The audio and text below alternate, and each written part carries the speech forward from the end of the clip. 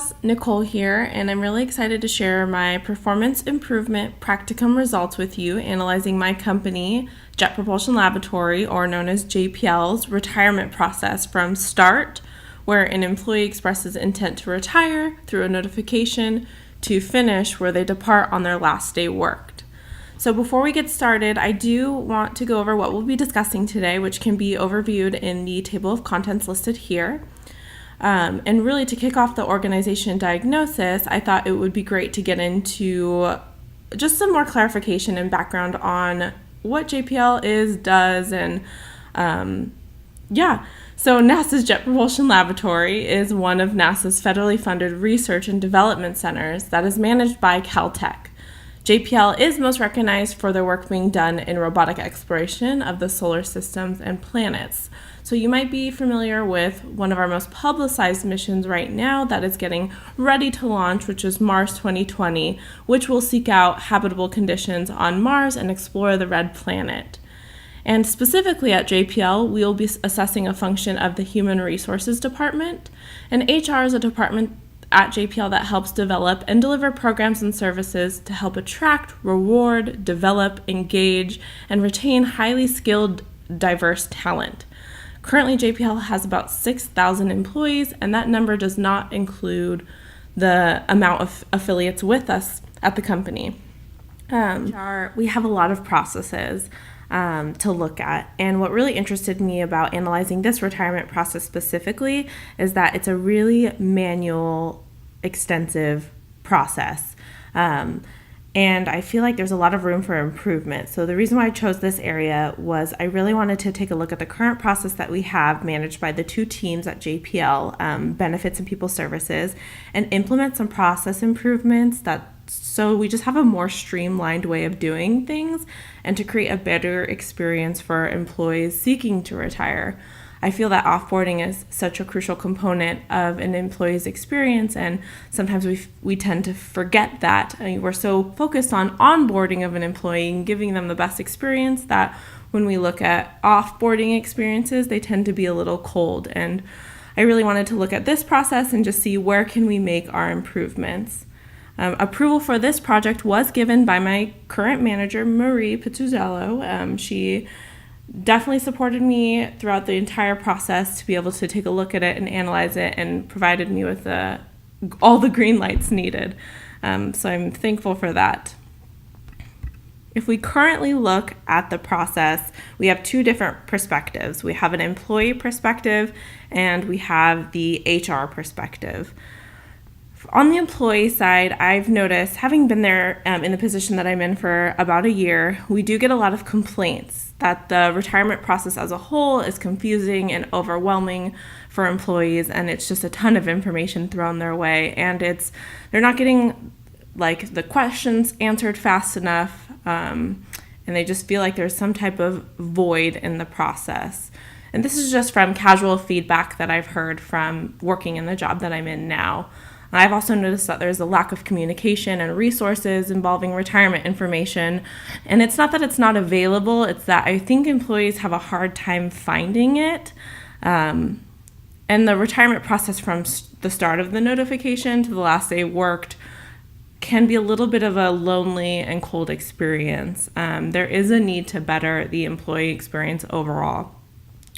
So when you look at it also from the HR task perspective, I've noticed that our process from start to finish, and you'll see it on my process flow chart, it's extremely manual and time consuming from when an employee submits a notification to their last day worked. It's a little bit outdated. There's not like an automated process that helps with the administrative side of things for us, and there is a rise in employee retirements, and the bandwidth. I would say we have an estimated, as of today, we probably have 100 retirees set to retire as of this year, which can be a lot because we're not quite halfway through the year yet, and that tends to increase during certain time periods of the year. And I also believe that there's not enough counselors to create a unique custom experience for an employee. It's involved in the retirement process. You first have your JPL employee who is eligible to retire and they meet the requirements deemed by Caltech. You have Tier 1, which is your first point of contact when an employee decides they are interested in retirement, and we handle all the administrative tasks for processing retirees. I actually fall within this HR Tier 1 group. You have your benefits team, which handles the in-depth details about retirement and next steps. They manage the retirement counseling session with each individual retiring employee, who also at this session tends to bring a family member along with them, like their spouse, to also hear the same information since it will apply. We also have payroll, who handles any check distributions and deferrals and prepares the final paycheck. We have badging office, which is the last stop for the retiree on their last day worked, where they need to turn everything in, pick up their final paycheck, and receive the retiree badge. So there are quite a few parties involved, so you can only imagine how much communication needs to constantly go back and forth in this type of process. Our next section will go over the organization investigation. So as a component of this research, we had to do some interviews with four members of the team. I took the following questions that you see here and met with each individual team member. There was about 4 of them, which I conducted interviews for, all representing a different area. So a benefits Tier 3 member, a benefits Tier 2-3 member, and what that means is they split their time between the different tiers. And then we have someone in our People Services Tier 2 group and in our People Services Tier 1 group. So I tried to get one or two people from each kind of area to give a different perspective. The interviews for person 1 through 3, they actually manage retirement consultations. So they do the one-on-one with the employees who are seeking retirement information. And the one representative from Tier 1, they actually do just the first point of contact when an employee expresses intent to retire. And you'll learn a little bit about that later. All 4 individuals. I did pick up on some common themes and responses that I listed for you out here. A lot of them did say there is a high volume of employees seeking to retire. It tended to be information overload when they did have employee interactions, because it is a lot. We're piling a lot of information on them, and there's a lot of next steps and some responsibilities that they have to take on in order to make sure that their retirement goes just as smooth. We did see that information was a little bit more challenging, or we do hear that it's challenging for employees to find information about retirement, even though it is available to them. A lot of them just don't know where to look. The retirement process alone can be a full-time job, so I think that kind of coincides with the high volume of employees retiring. There are potential data integrity issues, just to make sure the process is manual, so we do have to be extra careful when inputting private information about employees, as in like a social security or spelling of a last name or date of birth can really affect the smoothness and transition from active benefit plan to a retirement benefit plan. Let's see, there was also an issue with, I kind of noticed the theme that each retirement counselor had their own style when conducting a session with an employee, which is great, but you just want to make sure that everyone's kind of following the same protocol in terms of information they're providing to employees. Here's some additional responses and themes that I've noticed. Everyone kind of had this idea of a digital transformation is kind of needed. You know, the process right now is very paper heavy, so transitioning to a paperless would be ideal. And overall, employees are not fully aware of the process and policies when they seek out information, and there's this overall notion that this is an impersonal process and that the lab isn't caring. So those are some things that I noticed that needed improvement in terms of this process. So this is the JPL Retirement Process flowchart, and I know it's very small for you, so I also will attach a PDF so you can follow along here, but you can see with the different swim lanes involved to capture each party's responsibilities, there is a lot going on in this process. So obviously it starts with the employee, and they submit their notification, they receive an automated email confirmation, but then the Tier 1 representative picks up that copied notification and also responds to the employee so that they have extra assurance that we've received their notification and someone is actively working it. We also confirm their eligibility to retire. Our tool is not smart enough to say that that employee is not eligible to retire when they submit that notification. So as you just make your way down the flow chart, you could see there's a lot involved in this process. I think something to note is the amount of manual data entry that Tier 1 does by the time the employee meets with the counselor. And then the counselor then has to do some due diligence in figuring out what type of retirement this will be for the employee. Are they Medicare eligible? And other things as that. And it go ahead and ends with security when the employee sees or receives their last final paycheck. And that's where the process ends and the employee departs JPL. And when you leave JPL, you are offered a retiree badge. This badge gives you access to open areas at JPL, which is a nice perk and feature that people enjoy, and is all about data gathering. I thought it would be really valuable to create 2 different types of surveys. One, to survey the team experience and their perspective on the retirement process, and 2, to survey the employee experience. And then it would be ideal to compare the 2 responses. But unfortunately, I did not get approval to survey the employee experience, but I was approved to survey the team experience, which you'll see. But just for your information, I included both surveys. So the first one we'll look at is the retirement process team experience survey design.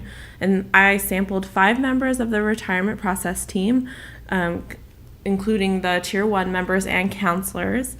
I administered the survey via Google Forms, and everything was online, pretty instant. Once I sent the link out, all 5 members were able to go ahead and take a look at the questions. If you would like to follow along, you can copy and paste this link. That will take you straight to my Google Forms document, and you'll be able to take a look at the questions in depth and just kind of read, since I know we're on a recording here and it'll go pretty quick. But I did start off with an intro to let people know what they're doing and that all their answers were kept confidential. And I did use a Likert scale to assess from a strongly disagree to a strongly agree scale. So on a scale of 1 to 5. These are just some of the questions that I've used to survey the team. Same here. And same here. I had 2 open responses where they could do more of a long answer and kind of express some opinions, and I did get some really good feedback by doing that as well. In terms of demographic questions, I did not ask demographic questions because, again, this was only for the team members. I don't really think demographic questions were appropriate in this instance, but you will see demographic questions asked of the employee survey. And here was my proposed JPL experience survey design. Ideally, I would like to sample all the employees who are retiring in 2019, meet the eligibility requirements, and had their consultation with their retirement counselor. I would do the same way we'd actually administer through SurveyMonkey, though, because we do have a platform with them. And we already partner with their type of survey design, so that would just be really easy to connect. And I think it's very valuable to either send the survey out after their consultation and probably during their second to last week of work, so that they still have time to complete the survey. And I think it's important to do it after the consultation because we could really gauge how the employee truly feels about their experience, about where they feel like they're at, and if they feel like they're ready to retire, they know everything, and they can walk out that door and feel good about the choices that they're making. So just for fun, I also did include the questions that I would like to ask. I still would definitely like to pitch this to the retirement team because I feel like there's a huge void and we're missing a lot of information from employees and their experience. I feel like that could be really valuable to a company and completely help us change the process in terms of making it more personable and a better experience for employees.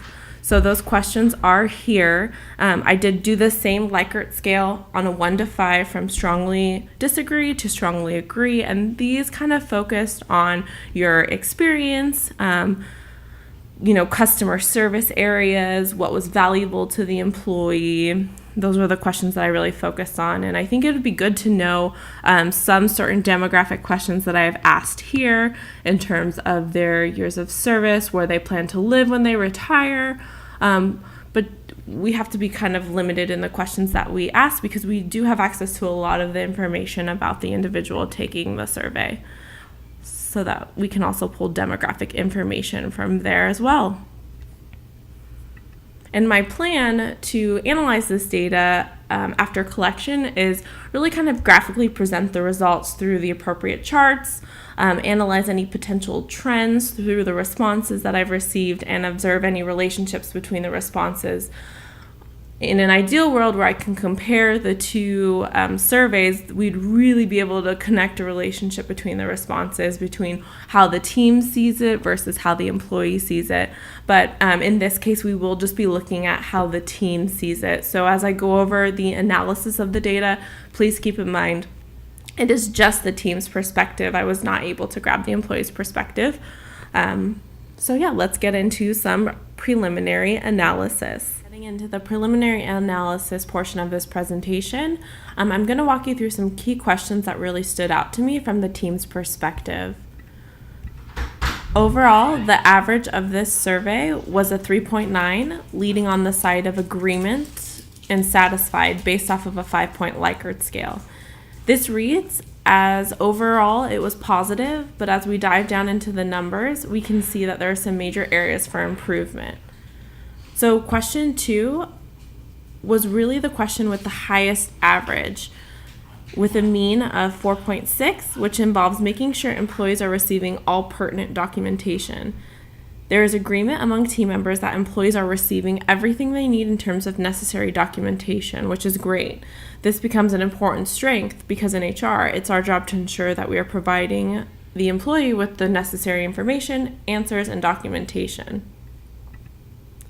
2 and 3 showed strengths to the process in that it was the two lowest variance scores with a standard deviation of 0.5, meaning these responses were close in agreement with each other.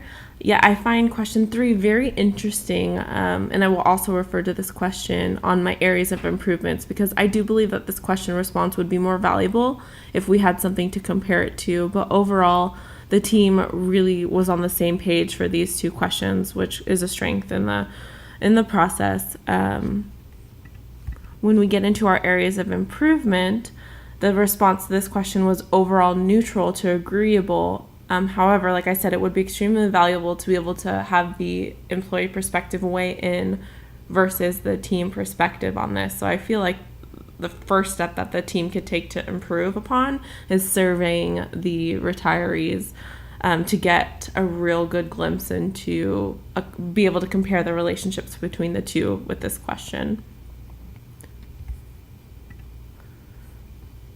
Another area for improvement was question 5 and 6. They had the lowest average, which was a mean of 2.6. That tells us the team believes overall there is room for improvement with this, and a key component could potentially be communication.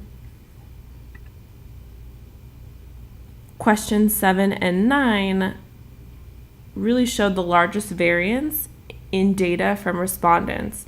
These two questions had the highest standard deviation, where numbers were very spread out from the average. Specifically, question 9 had a standard deviation of 1.7 from average, and question 7 had 1.4, meaning respondents were just most spread out in opinion on openness to the process improvements and efficiencies, as well as continuous improvements. Another area for improvement was question 12, which had an average of 4.4, which was the second highest average in comparison to question 2. And this tells us there's a strong need and desire for an automated management system to help streamline processes. With a heavy administrative task to-do list for this process, I can only imagine how much this team would benefit from something that would offer an automated process efficiency. So just for you to know, I will drop all of the responses and data collected into an appendix for you to reference should you want to go and check on that. And that will be at the end of this presentation. From all the data that was collected, I was able to create some improvement recommendations that we will get into. I know a part of this requirement is to compare the process flow chart that I created to the 2B status. With this type of process, I am still currently trying to work out what a 2B flow chart would look like. So stay tuned. In my final presentation, I will be presenting on the 2B version to see where we can realistically incorporate change into this process. And then I will be able to compare the previous process to what I would like to propose to the team. From the survey results and the interviews, I saw room for improvement in the following areas. I think overall as a whole, it's important to make these changes, starting with surveying the retirees. This is valuable data that the process itself is missing out on and could really help contribute to some meaningful changes in the process if we were able to collect that data, but that does require extensive approval from higher authority. I also believe quarterly tag-up meetings would really help strengthen the communication across all stakeholders involved. I noticed that throughout the process, they weren't meeting with each other. So we probably have about 4 parties that you saw in the process flow chart where you saw the different swim lanes. Well, unfortunately, all of us never get a chance to meet to really help strengthen communication.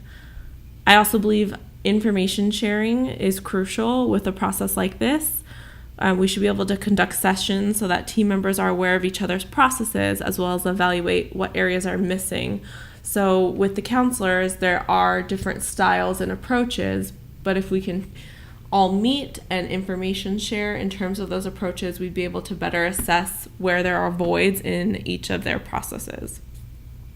I also believe we need to look at this in terms of a yearly review and evaluation to map out and ensure, is this the most efficient approach we are taking as a team? I think it would also be important to own retirement communications. There is currently an email listing for employees interested in retirement information, but that's not managed by HR. It is managed by an employee at JPL, and with information channels like this, misinformation can be communicated, and I think HR needs to step in and own that communication channel. It would be very valuable and help eliminate a lot of misinformation that's spread. A huge piece of this that is missing would be an automated management system. To consider implementing an automated management system to help streamline the administrative tasks and a lot of manual data entry that the Tier 1 team is inputting. The process and data collected, I have some recommendations to each team involved. Let's first start off with Tier 1, creating an automated retirement notification to eliminate manual administrative tasks, further investigating the relevancy of the data that is being used and entered into our database. Just taking a look to see, is that still needed? Is that still applicable to our process today would be really valuable for the team to look at. Condensing retirement notifications. Tier 1 individual is currently emailing 3 times with 3 different spreadsheets. If there's a way to condense that to one email announcement, that would be very valuable in terms of saving time and transitioning from hard copy files to soft copy files for retiree personnel would also be worth investigating for the team. In terms of the retirement counselor, it would be very valuable to establish a streamlined consultation process, reviewing what each counselor does, and then setting a path to ensure that every item is covered in terms of information discussed with each retirement counselor and employee. So we want to make sure that, yes, we're getting a unique individual experience, but that also that experience is covering all the necessary information. Reassigning packet preparation. So right now the retirees currently print out their own materials to meet with each individual employee. I believe that could be a responsibility reassigned to the Tier 1 administrative team. And storing employee documents from consultations onto a shared drive so that it's easily accessible information for other team members to have would be valuable to the team as a way to access information about an employee. If, say, a retirement counselor is gone, everyone would have access to that one individual's file. Setting service level agreements when scheduling a consultation with an employee, like I said, so everyone's receiving the same experience. Certain retirement counselors can respond within a week of receiving information about their assigned employee, or they'll respond closer to their last day worked. Either way, setting that service level agreement across the board will help eliminate some issues in terms of employees feeling like, hey, I'm not getting the response that I should be getting. I also have some recommendations for a more personalized employee experience. Immediately, we could look at giving them a gift physically on their last day worked. They are leaving the lab with something. Yes, they do receive gifts based on their years of service, but that is shipped directly to their house. So on their last day worked, it is kind of a little bit impersonal to just, get your final paycheck and you go out the door. We have this program, hospitality program, that when there is a birth or adoption of a child, we provide the employee with a frame that says, "Welcome to our universe." I believe it would be very touching to kind of do the same concept, but there say, "Thank you for supporting our universe." So they're actually receiving something on their last day worked. It's a frame that says, "Thank you for supporting our universe." And a long-term solution to making a more personalized employee experience would be potentially setting up a new retiree quarterly luncheon to help establish connections with the retiree community. So newly retired employees would be invited to this quarterly lunch where not only can they meet with each other, but they can just enjoy a nice meal. That might help kind of ease the transition from off-boarded employee into retirement. And I also think it would be valuable to reestablish quarterly information sessions for current employees on lab just seeking general information about retirement. We used to house meetings very frequently with employees, but with just the pace of the work, I think those died down a little bit, and reestablishing those would be very valuable to the employees. To further enhance the employee experience, I would also recommend reevaluating the current gift vendor. Right now, employees, based upon their years of service, receive a gift upon retirement. And we just really need to look at to see if that vendor is still best suited for the interests of retiring employees. I also think it would be valuable to communicate service level agreements and expectations to business teams about offboarding a retiree. Right now, there's no procedures set in place for that business team to handle the retirement of an employee at their section level, and I feel like that would be valuable information to ensure that retirees just don't feel booted out the door.